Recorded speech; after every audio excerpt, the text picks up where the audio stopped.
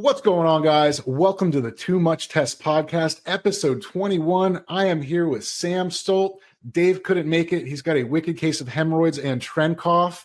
He's actually at the Arnold Classic, I think, doing some preparation for one of his clients, so he couldn't make it.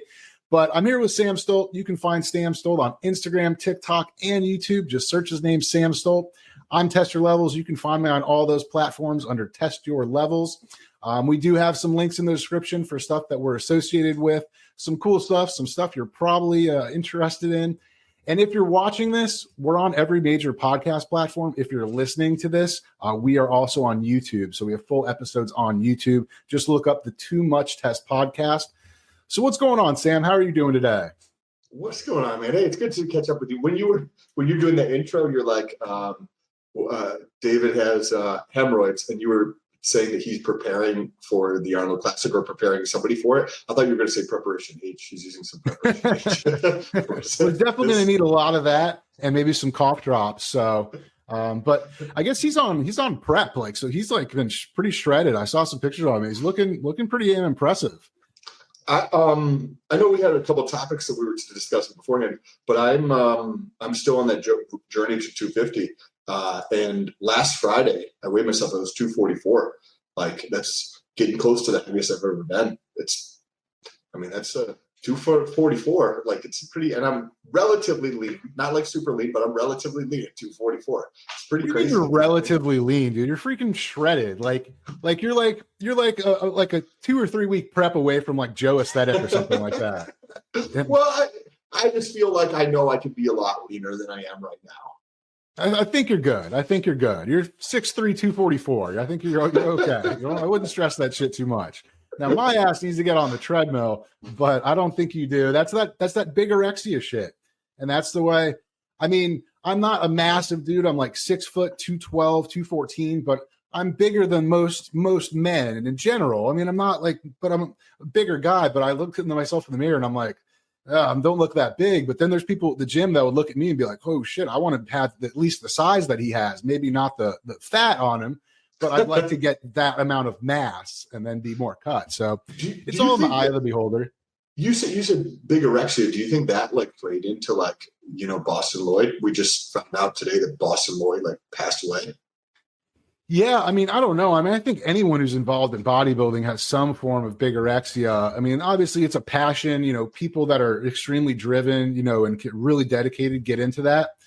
I didn't really know who Boston Lloyd is very much outside of this. She's a bodybuilder, but the crazy part is he's 29 years old. And I heard 2 different reasons that he passed away. I'm not confirming or denying. I don't know this very much, but someone said that he had stage 5 kidney failure. And then someone else thought it was a heart attack. I don't know if anyone's confirmed it, but maybe you know a little bit more. The first time I learned about Boston Lloyd was back in like 2013 or 14. That's when I first started my other YouTube channel. And my brother showed me the video. He was like, yo, check out this crazy steroid transformation. And Boston was like, like relatively fat, pudgy, but like you could tell he had muscle. And then within the period of his cycle, he just was like posting pictures or talking about it. I don't remember all the details. Then to a contest prep, but like from, very big, soft looking to very, very shredded. And this is back in the day. Like when you think 2013 and 14, the shit that we have access to today was not available. And back then he was really, really pushing the limit. So he's probably about 20 years old, and now he's 29. He had kidney failure and he was on dialysis, meaning your kidney filters your blood, right? So your kidneys are failed. They're dead. They're not working anymore. They're not filtering your blood, which means you're going to die if you don't filter your blood. So you basically hook up this thing to you that filters your blood for you. And I think David had mentioned it last week, but there's some relationship between kidneys and heart function. Last episode, I think. I don't know what that function is, but obviously everything's interrelated in our body. But I know that there's a closer correlation between those two things. So if you were like the kidney stuff and then heart attack, I mean, that would make sense. Is that crazy though? 29 years old now. Yeah, I mean, that is wild. And I read something else, and I can't confirm this, but he said he took some peptide called like adipide or something that supposedly caused his kidney shut down in like 2000. Not familiar with that compound, but that's a pretty bad side effect if that's one of them. Yeah, it was like adipotide, I think. Adipotide, ADIPOTID or something like that. And yeah, I remember seeing, I don't really follow a lot of his content or anybody else's. I see it coming up, but I don't really pay attention to it. And I saw something along those lines where he had kidney failure back then and he was trying to work and fix it. He was like going to go compete on dialysis. Like, your kidneys are already fucked up, bro, and you want to go compete and put your kidneys through even more stress. Like, not smart, but I mean, that's what he's known for. I mean, how are you going to be a bodybuilding influencer if you can't bodybuild and you don't train, because you're trying to take care of your health and live. So do you think on this topic, and we can switch on the next thing, but do you think that, like, we had George Pierre, right? Like the classic guy who died. There was Sean Roden, and there's a handful of other people who passed away in the last like 12 to 18 months or something like that. Do you think that because of social media, we're just more cognizant of that, but in reality, the whole ecosystem of bodybuilding and fitness and TRT is actually better today, and there's less people dying from drugs because of the awareness? Because when I did my first cycle when I was 18, and I didn't do anything for like 10 years, but when I did that when I was 18, I didn't even know what the fuck I was doing. I didn't even know the compound I was using. Like, I was like, this is testosterone. Okay, cool. You do an injection, you clean. Okay, cool. I know it. Now you take these pills. Like, this will also help you. Okay, fucking awesome. Like, no idea what I was doing. But today, all that information is out there, and because of social, I feel like it potentially might be more highlighted in people's minds, thinking it's more dangerous than it really is. But it's those extremes really are like potentially just getting highlighted more because of social media, versus the extremes are actually becoming in closer because now we're far more cognizant and aware of the health consequences and how to pay attention to those and how to fix shit. You know what I mean? I don't know. What are your thoughts on that? I don't know. I mean, I'm not in the bodybuilding world. So, I mean, for me, like, without the internet and social media, I would not have seen that he died, because I wouldn't be typically reading like a bodybuilding magazine or something like that, or talking with other people that are in the scene. But I heard about it because you mentioned it, because you probably saw it on social media. I read it on the Instagram message you sent me. I don't know. It's an interesting question. I think it's good that people have more information, but there also is the factor that sometimes just enough to get in trouble. You know what I'm saying? Where some people may have said, yeah, I don't know about all this stuff, I'm probably just going to stay natural. But then they watch a couple of videos and they're like, yeah, I could do 750. I know what estrogen is now. I know what prolactin is now. I can get a Rimadex. So I don't know. It's interesting. I mean, in my opinion, social media fucks up pretty much everything. So it makes it worse in general. So that would be where I would lean to. So what that would mean, and I would agree, not necessarily that it fucks up everything. I don't necessarily agree with that part, but that because of social media, the market for people who are doing crazy shit is probably expanding pretty quickly.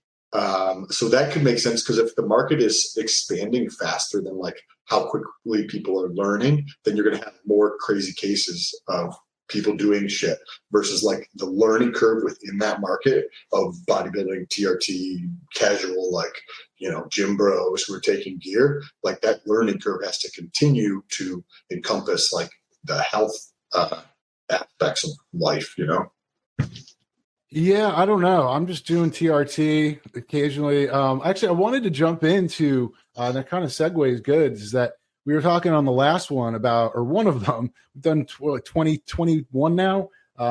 Your 300 milligram like a week like allowance for anabolics, and I think that was an interesting concept. So I just wanted to. So I guess.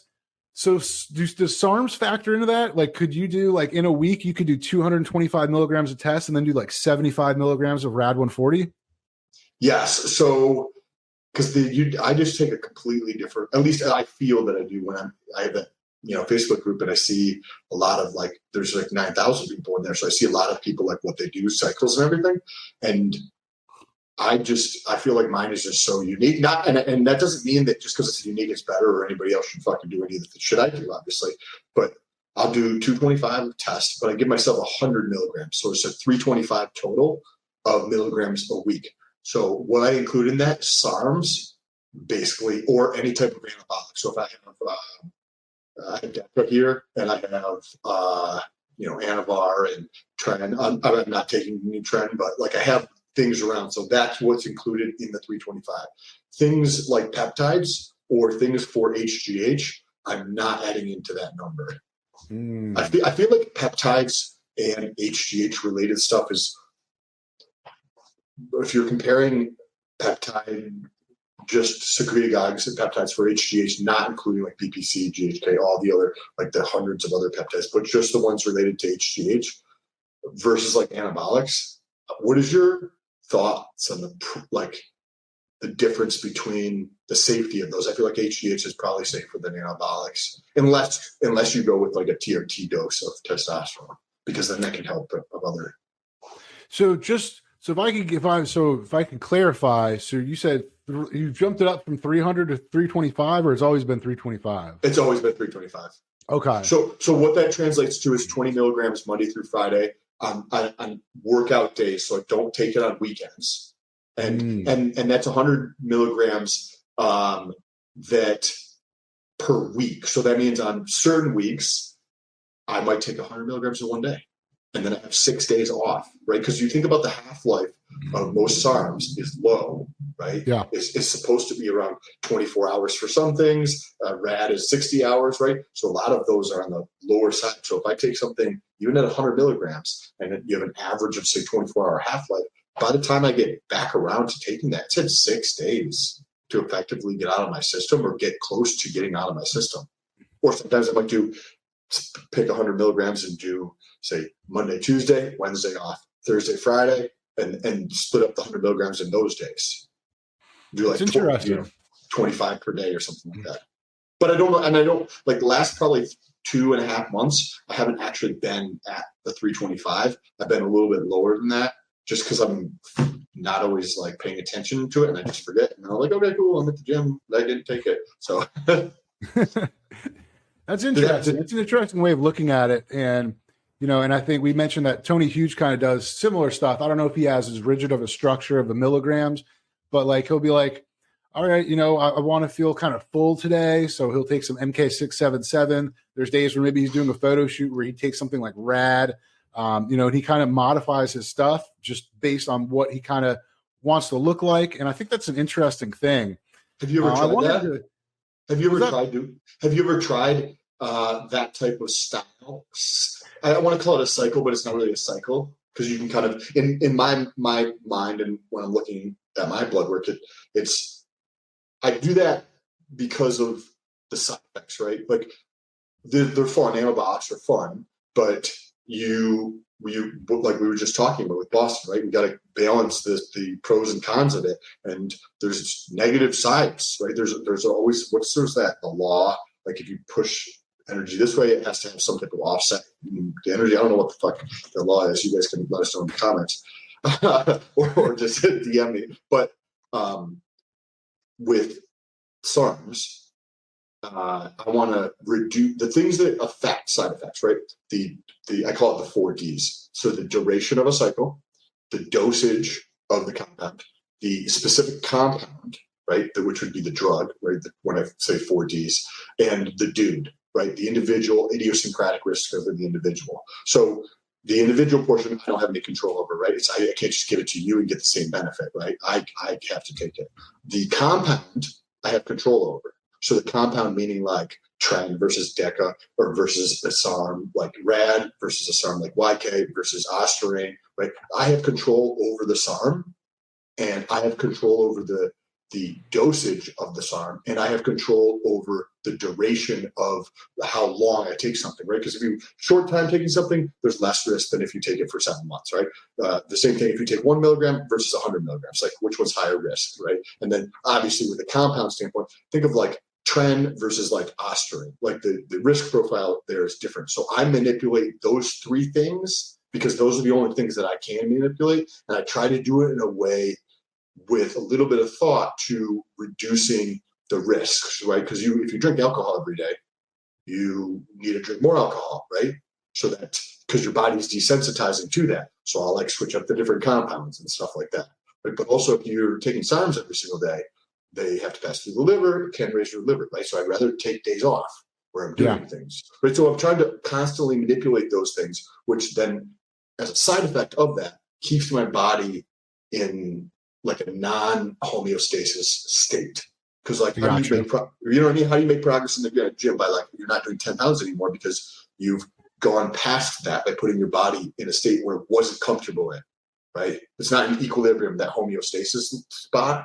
You have to push it outside of there by creating damage in the muscle to go past that point, you know? So that's what my thought process, or like the way I think about like designing or doing even, so I'll take the same framework of those 4 Ds, right? I can't control anything about myself, but the other 3 Ds, and I will use that in bulking or in cutting. But the primary thing for bulking and cutting is this can pretty much stay very, very similar on a bulking or cutting phase for me, but the biggest portion is what I'm going to be putting in my mouth and my activity level.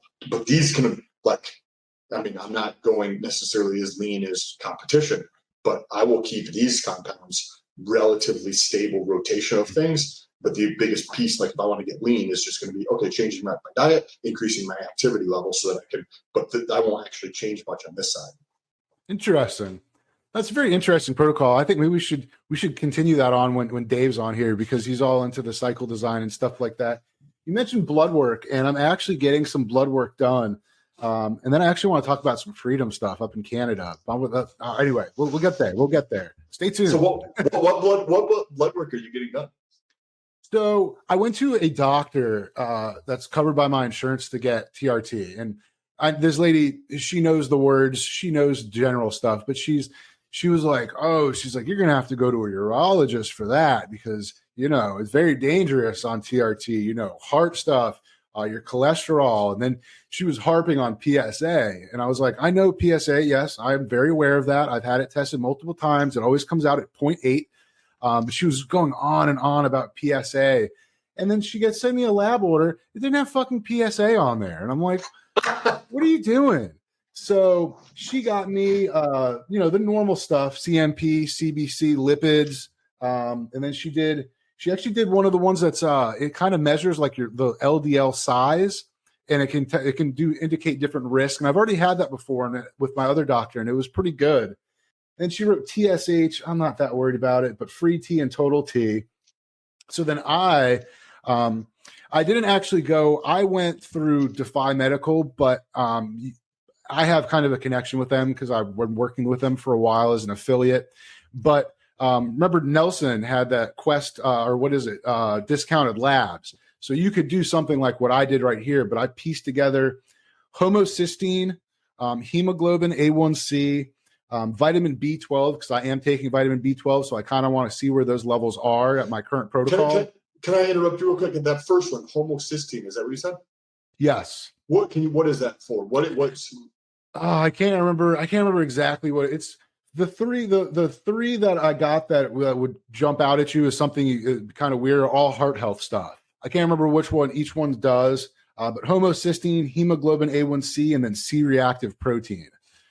So those are kind of like the heart health panels to like indicate risk. So I wanted to do that. I've never done those before. And then I added, I said B12 because I want to see where I'm at. And I did PSA because my doctor didn't do it. And I'd like to get that checked to see if my prostate's all fucked up. And then I got estradiol sensitive. I didn't really get it for myself. I got it more so that I could show the labs for my YouTube channel. I don't really care about my estrogen. It usually tests in like the 70s, but I don't have any side effects. So anyway. But so I'm interested to see what that comes back as. Okay, so you went in and you've already done the blood work and everything to get that done. No. That's another story because the testosterone free and total is going to come back to this doctor. I don't know how long I'm going to stay with her. It was the first doctor that my wife had called that said they do right for testosterone. So I went to see her. I have a good amount. I'm good on testosterone, but I always like to get more, just to stock up just in case. But so the interesting part is I'm trying to figure out how to time this lab work. Not that I'm doing anything crazy, but I'm doing that mixture of pharmaceutical grade Sustanon and cypionate because that Sustanon gives me pip. So I'm diluting it a little bit. So I do 0.2 of the Sustanon and then 0.3 of the cypionate. And that comes out to like, I think 220 a week. So at 200, I sit around between 11 or 1,000 and 1,100 total tests. So I'm trying to figure out, is that Sustanon because it's got the long esters? How long is it going to raise my total testosterone higher than where it is? So I don't want to pull the red, high part on the labs for this lady first test. You know what I'm saying? So how do you do your dosing for your test? Well, so typically, I mean, if you take away the Sustanon bottle, I just do half a milliliter of pharmaceutical grade twice a week. So that's 200 milligrams. That's what I just do. That's pretty much what I've always done. What is it? It's more like specific Sunday and Wednesday type of thing? Yeah, I used to do Monday, Thursday.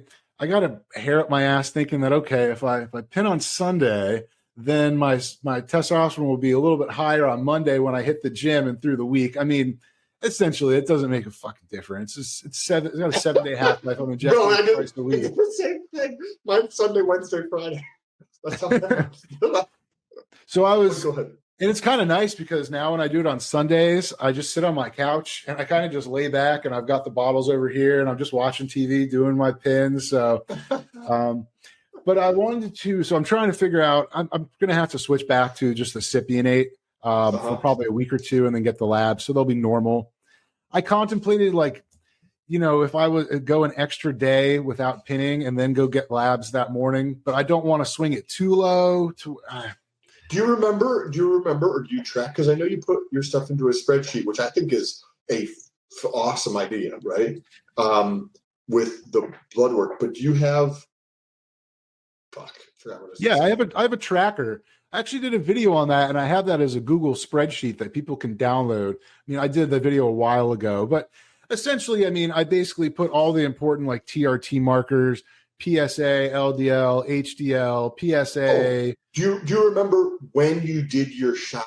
That's one thing you should probably start tracking that because then you're going to do blood work again in 3, 6, 8 months, whatever your time. So like if you're doing blood work say Friday morning at 8:00, then you'd be like, okay, in your spreadsheet, Wednesday at this time I took the shot, so you get to see the effect on testosterone. That would be a very good thing to track. That's what I was going to talk about. Okay. Yeah, I always do that. So when I was doing Monday, Thursday, I would always go in and get labs on a Thursday morning. No, I don't remember. I mean, the specific time. It's somewhere between like 9 and 10. So that's been pretty consistent. But now it's Wednesday, okay. Sunday, Wednesday. So I guess I would be going in on a Wednesday. But I don't want to throw like a super high blood test at this lady. Okay, so I have two questions for you. In your blood work, last time you did it, was there anything that you were not concerned about, but you see and you need to change things to correct it?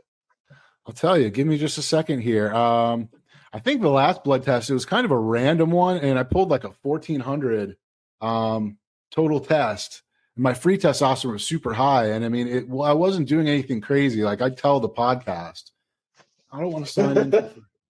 I mean, I'd tell you guys if I was like juicing and like, let me see here. Well, you pull it up real quick.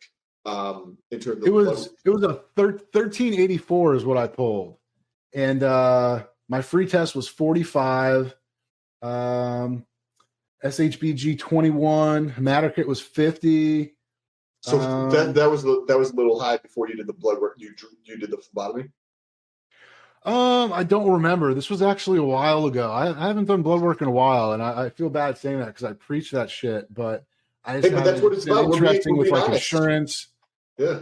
We're being honest. That's the whole reason. You know what I mean? Like same thing. I did mine a year ago, or maybe I did it a year ago. Probably, maybe even a little bit longer than a year ago. Last time I got blood work done, and it's something that's why we're doing it here, because we're talking about it and you're being honest, and you have to face, like, that's kind of the best part about testosterone, I feel like, is that besides all the muscle benefits and everything like that, is you recognize, or at least, and I'd like to hear your opinion on this, you recognize and take responsibility more for things in your life that you need to take care of. And I know it's not from the testosterone, that's like a mental thing, right? Like you have to choose to do that, but it's way fucking easier. I'm like a regular dose of testosterone than not being on testosterone. Yeah. So in that blood work, was there any issues or concerns that you needed to take care of? There was really nothing too crazy. I mean, my LDL was just like a little bit high. And so basically what I did was, the way I would have that spreadsheet is that so let's say I pulled 100 LDL, right? And that was an improvement. I would put green. And then when the next blood work came in, if my LDL had gone up to like 110, that would be negative. So I'd put red. And so it's kind of color coded as to things to kind of look at. Not necessarily like, oh my God, my LDL went up 10 points. Like, okay, so I'm going to cut out eggs. I'm going to cut out, this ribeye, stuff like that. But I kind of want to I'll switch gears to the Canadian truckers. And then I did want to talk to you about meat and fruit. And I've been thinking about this from like an evolutionary standpoint. But I just want to I wanted to comment how interesting Canada went from like, where it's kind of a free country to like, yo, these are emergency laws because we don't want this uprising in Ottawa.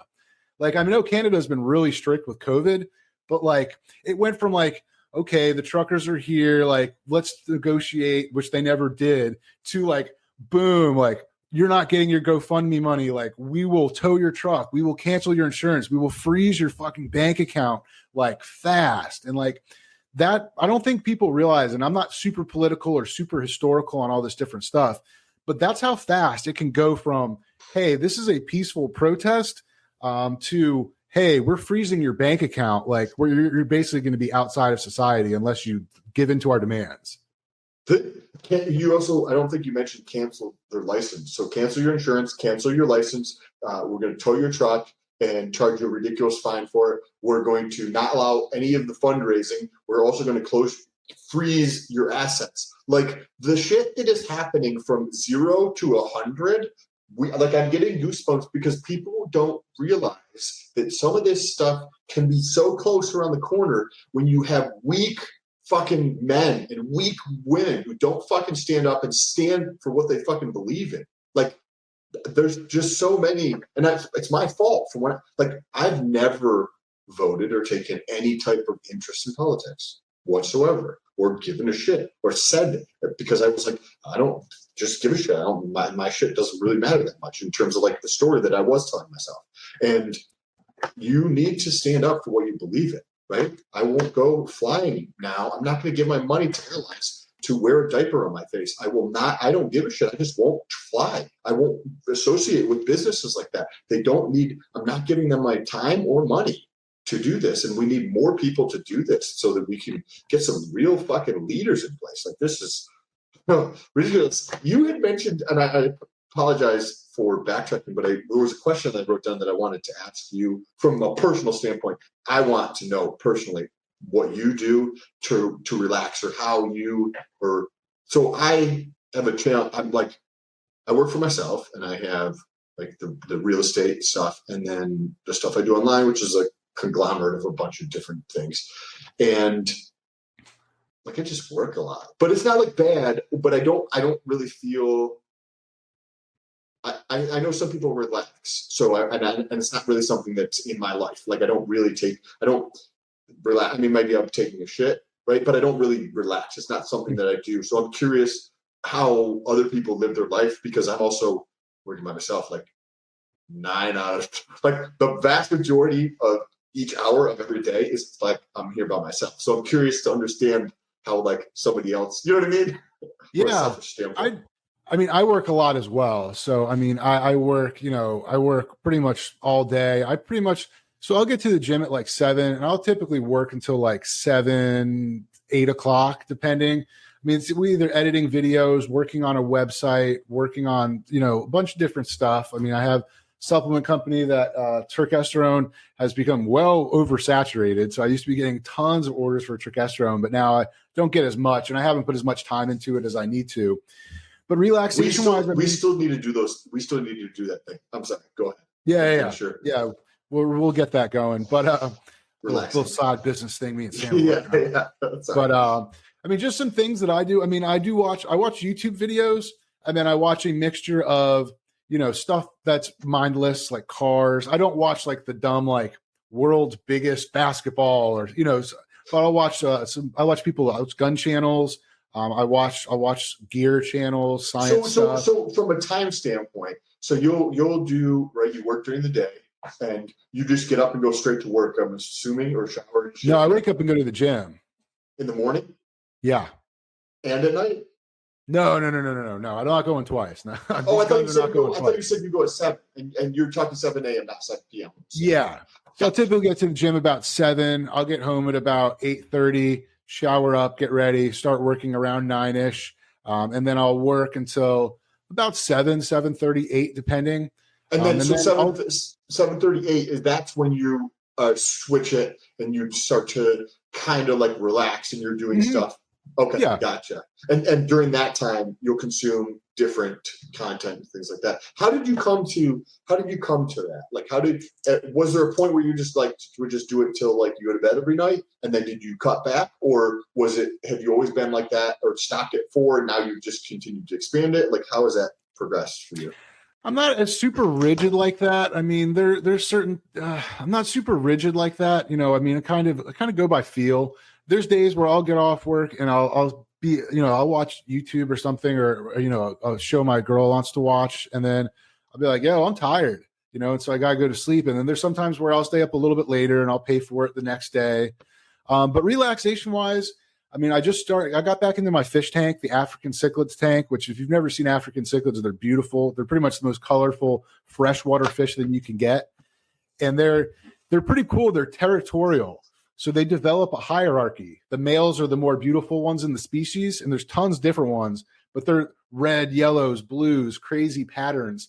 And so they develop a hierarchy. So there'll be an alpha male, there'll be a beta, there'll be another beta. And then if you were to take out the alpha male, then it becomes a war to see who's going to be the next one on top. And the most dominant fish will typically color up the most. Depending, they'll be as colorful as they can be. And then if alpha number 2 or beta number 2, if he starts showing a little too much color, then the other one will try to mess him up and chase. And they'll fight. They'll go face to face. They'll bite each other and shake and then go like this. And they'll actually sometimes when they fight, they both get mad and they'll kind of circle each other. They like vibrate and shake. But they're just cool. They're cool fish, and they're all from Africa, from different lakes in Africa. So it's interesting. Like, and I don't know why the hell we're talking about African cichlids, but I love the fish. But like, awesome. They're super aggressive. If you had one male and one female in a tank together, the male in most species will harass the female so much and stress her out that it will actually kill her. Nipping at their fins, chasing them. So the way that you just have to have multiple females. Correct. You have to have like 4 or 5 females to spread out the aggression. Did you show that to your wife? Did you tell your wife about that? Like, hey, it works in nature. and she knows how that works. She's not really a believer in that, unfortunately. But I'm sure most guys are kind of in that situation, unfortunately. But yeah, they're pretty cool fish. And I take care of the tank. I'm a little more anal than most people. I actually do like water parameters. I clean it more often. I scrape it. So that's one thing that I do to relax. I play disc golf, which is essentially golf with discs, but the discs are like, they do different stuff. Like some of them fly right first and then come back left. Some of them do the opposite. Some of them fly pretty straight. And it's essentially golf, but with discs. And I like it because it gets me out in nature. It's pretty much free to play almost anywhere, and it's very cheap to get into. So I get my bag, I get a water bottle, and I walk around. I have some buddies that I play with from time to time. So it's just cool. Will you go play with yourself?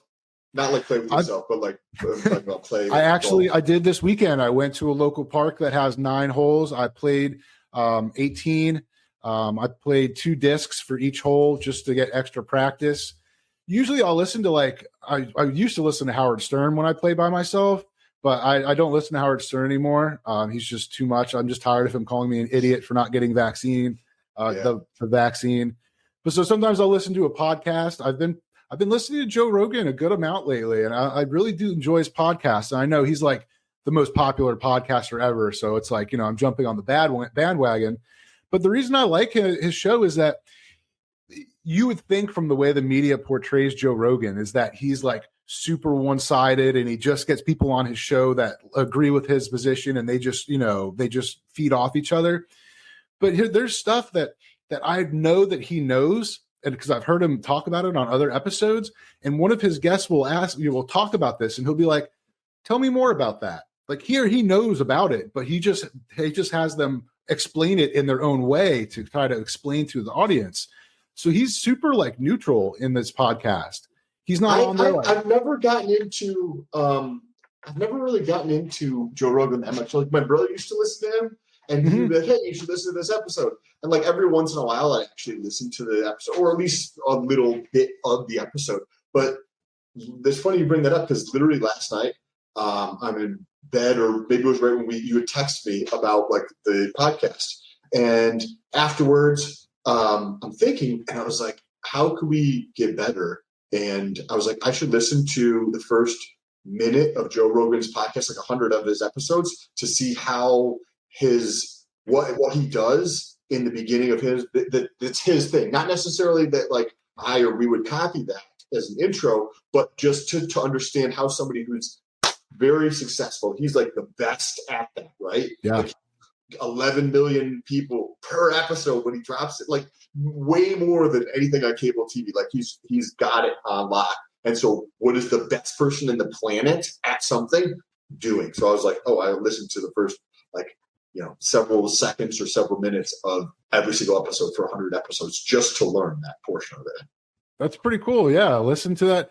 I mean, I don't feel like he does anything super special, but I mean, I like the fact that he's just kind of neutral. He has really cool people on that are super smart. So I don't listen to the ones where it's like comedian Bill Burr. Like I'm sure those are entertaining, but I listen to them in the gym and I'm more interested in like the science stuff. I just listened to an episode on like consciousness with some guy. They were trying to like define consciousness, and it's just interesting. So I'm kind of one of those people that likes like science stuff. I like philosophy type stuff, not as much, but I find it interesting. But I wanted to switch gears just a little bit with a quick story, and it involves crypto. And I know you mentioned you were going hardcore to crypto. So I can't remember the company name, but there was, and this is kind of touching back to Canada, there's a crypto wallet company where they make like multi-signature wallets, where basically if me and Sam had a multi-signature wallet, like me and Sam both had a company that had large amounts of crypto, that would be like where I would have to sign in with my personal, private key. And Sam would have to do the same thing before any money could move the account. So it's like one of those briefcases where you have to have 2 keys to open it up or to launch the missiles. It's like launching the missiles, right? Like I have to press the button and I'm on the right side of the sub and you're on the other side of the sub and you have to also press the button. That's what it is. So a multi-sig wallet. I think they're just a popular wallet, Bitcoin wallet in Canada. And I guess Canada, someone in their government was basically asking them for like the backdoor keys to be able to freeze people's accounts. And they wrote a tweet back and they were like, "Dear Ottawa, like, first of all, you should investigate how private keys work and are generated because you don't know how it works in the first place." They were like, "Second, we're a software company, not a financial company. So we are not under any of your financial rules." And they were like, don't worry, we'll still be here when the Canadian dollar is worthless. And so they basically just told Canada, like, go fuck yourself. I mean, they don't have access to the keys, but they were pointing out the government has no clue what the fuck they're doing when it comes to crypto. Wow. So, I mean, if the Canadian government doesn't understand really how fundamentally like Bitcoin works, like, do you think they're going to even know what to do if you like started transacting with other people in Monero or something like that, or Ethereum? So Real quick, you should probably tell people how it actually works, because if the Canadian government is thinking that saying like, hey, you are the like creator of this, or you have this wallet, right? And so for anybody who's listening and you're not like deep into crypto, you've heard about it, it's on your peripheral, but you're not like paying attention to it. Your wallet's just for like your seed phrase. It's just so that's just basically your way to access your money. So it's kind of, you can think of it as like a password kind of. So it's a master password. So when you get a wallet, it will typically make you write down 12 or 24 words that are randomly generated by, I believe it's the blockchain. I'm not 100%. I haven't looked that deep. But basically, like these wallets, they'll be like, you need to write this down and keep it somewhere safe. My buddy actually has one of those laser engravers, and I was actually going to bring all my stuff to him and put it on a sheet of metal just in case there was like a fire or a flood or something like that. Hopefully he's not into crypto. He's not really. No. Trust me. He's not worried about stealing my money. He's doing well. So he just got one of those the Dodge tracks. It's the fastest Dodge truck they make. It's like 700 horsepower. He's got some cool toys. But anyway, so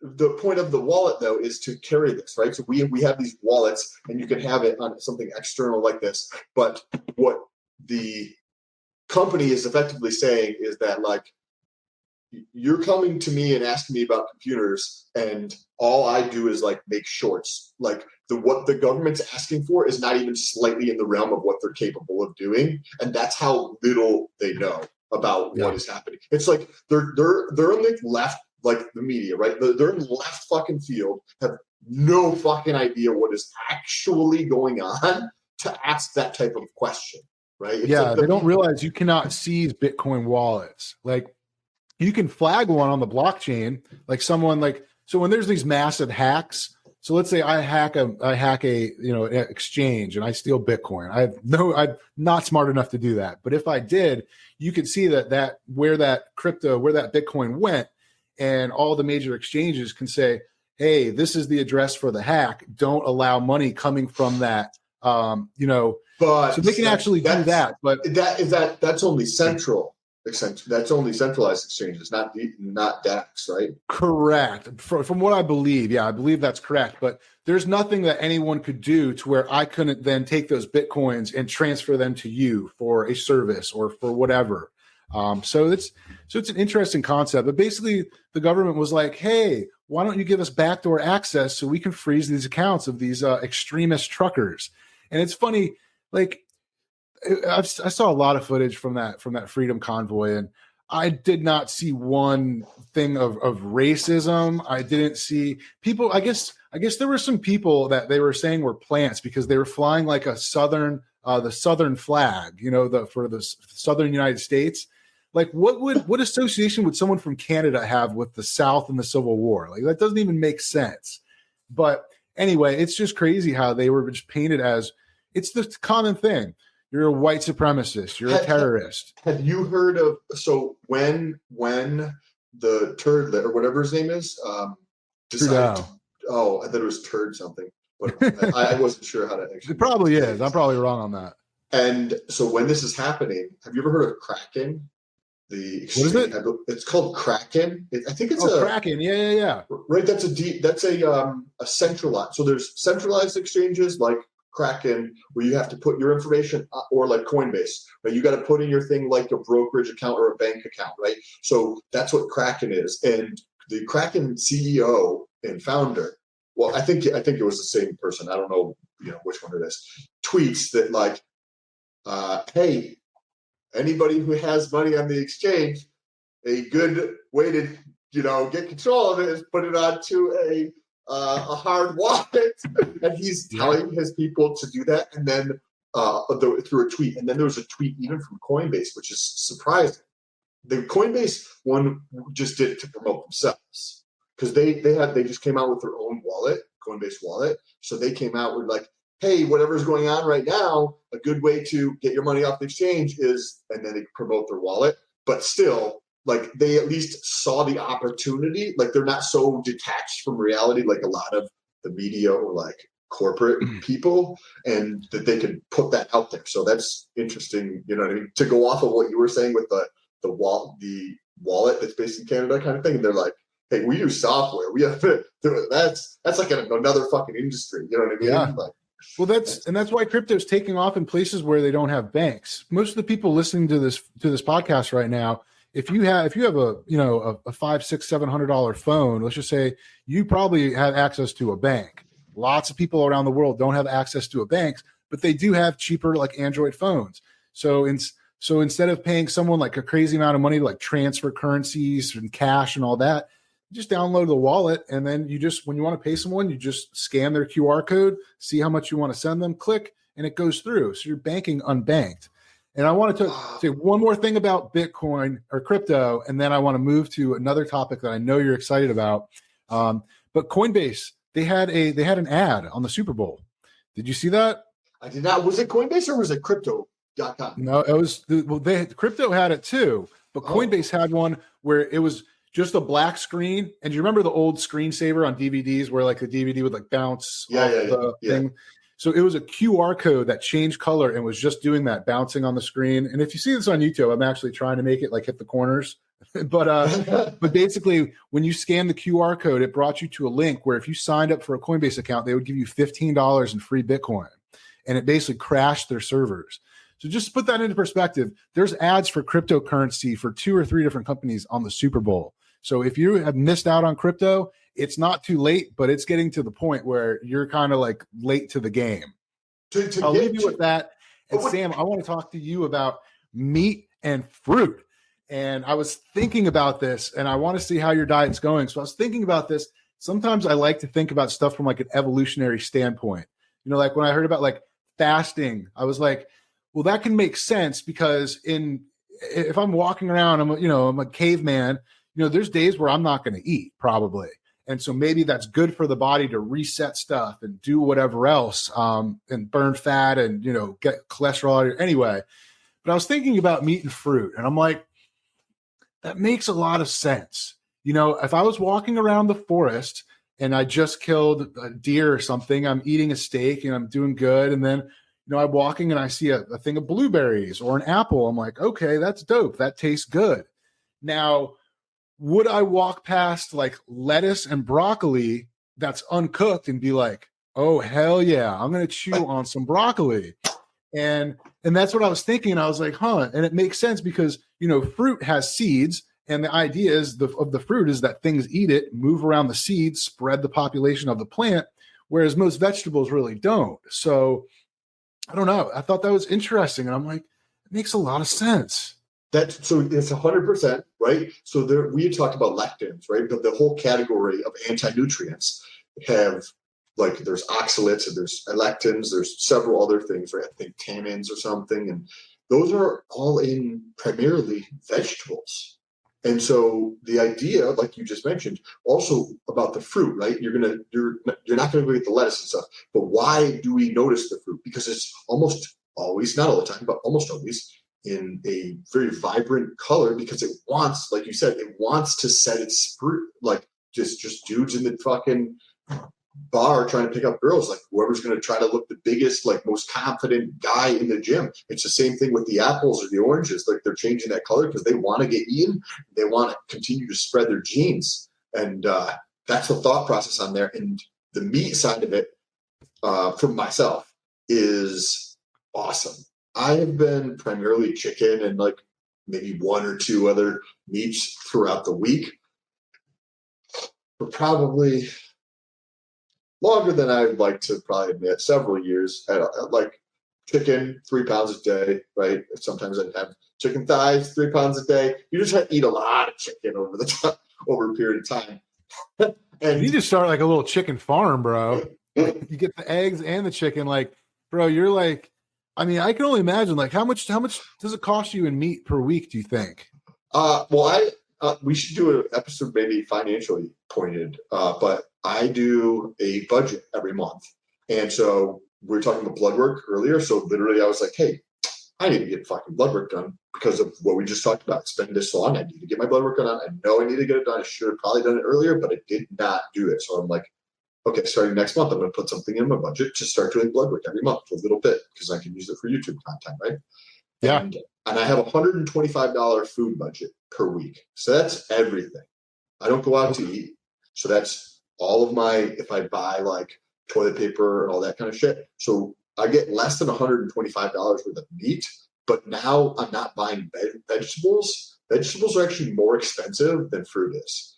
And so I have a lot extra room to buy different types of meat. So the variety of meats, and I'm still doing the raw liver.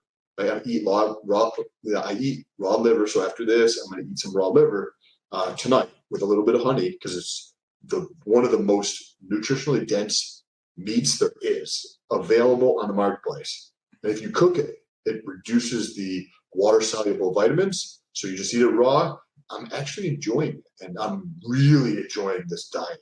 Like you mentioned, if I put a fucking giant pile of broccoli, it would be amazing. What do you like, steak or fish? What's your thing? I would take steak over fish. I like fish, but so you get an amazing steak right next to the plate of broccoli, and then you have some. What's your favorite fruit? I don't know. What's one that you like or enjoy a lot? I'd say probably strawberries or bananas or apples. So strawberries. Then over here, there's a plate of fucking strawberries, right? You're going to go for the steak, and then the fruit, and then the broccoli. And the only way you don't go differently is because you believe the story that we've been told our whole lives that we should eat that. Not that it's wrong, but it's just what it is. Because you're not going to fucking choose that. So do you think there's like 3 different categories of creatures that eat? There's full-on carnivores, your wolves, tigers, lions, stuff like that. And then there's herbivores that would either eat vegetables, leaves, and fruits and vegetables. And then are we supposed to be the ones that just eat? We are omnivores. We eat meat and just fruit.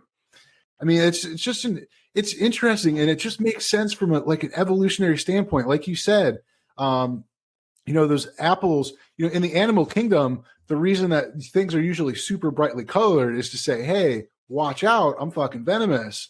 But in the fruit world, it's to be seen. It's to say, oh, hey, this elephant, I see the apples over there. I grab it, I crunch it up, I drop some seeds on the ground, and now a new apple tree grows in 10, 15 years. That's just interesting. I think we should get into that in a whole conversation. I may try that. I have kind of a weird diet. Like I've been eating, my wife got me a 4-pack of these different chili powders, packets from this restaurant up in West Virginia that we like to go to. So I've been eating a lot of lean ground beef with that, but I eat weird stuff like throughout the day. Like I'll just eat a hard-boiled egg. Then I'll eat like pork rinds, which I know is not healthy, but it's lower carb. So I have an interesting diet. It's kind of a grab and go diet because I kind of pick throughout the day, and then I'll typically have a good dinner. I highly recommend, if you find it curious and interesting, and you clearly do, because we're talking about it, that you should try it at least for say 90 days or something, because you might really enjoy it and you can save time. One of the things that I noticed that I'm doing less of is snacking, which saves me time. Right? Time, because you're like, oh, I should have a snack, right? That's time, your mental time that is gone. Even if you're sitting at the computer working, you're mentally, hey, you're fucking not here, so you're not actually working. You're thinking about lunch, or your snack. Then you get up and you go eat your snack, which takes time, and then you might wash your hands, but then now you're distracted, right? Yeah. Because maybe you go to the bathroom, and then maybe you do something else because you've already distracted yourself. Then you come back to work to finally focus again. And I'm not snacking nearly as much. I'm just eating like a fruit of some sort and like meat with some seasoning and stuff like that. It's amazing. That's awesome. I highly recommend it. That's awesome. I'm going to give it a try. I'm going to look some more into it, but we're coming up on our time limit for this episode, so we can fit it into the hosting that we have. But I wanted to thank Sam for being here. Dave will probably get his hemorrhoids fixed, and the trend cough will be gone by the time we do this again. But again, thank you guys for listening. It's awesome. We love the support. We are seeing some growth on YouTube and on our different podcast platforms. We do have links for all the stuff that we're associated with down there. So if you do want to support us, take a look, see if there's any cool stuff that you want. It's mainly stuff that we can't really advertise on YouTube. Not that any of it's illegal, but they don't like that type of stuff. But anyway. And last thing here, if anybody goes through and stays to this point and takes the time to tag us on Instagram along with Dave and ask him how his preparation H went, or make a hemorrhoid joke, does that, will win a free prize. Like, I have my own supplement company, and then I'll send you a free product. So, oh, that's awesome. Okay, well, we've got a contest going on now, so that's awesome. Well, anyway, guys, thank you for listening to the Too Much Test podcast. If you're watching this, we're on every major platform. If you're listening to this, we are on YouTube. Check us out, Too Much Test podcast. Anyway, guys, love you guys. You're awesome. Come back next time, and we'll see you later. Peace.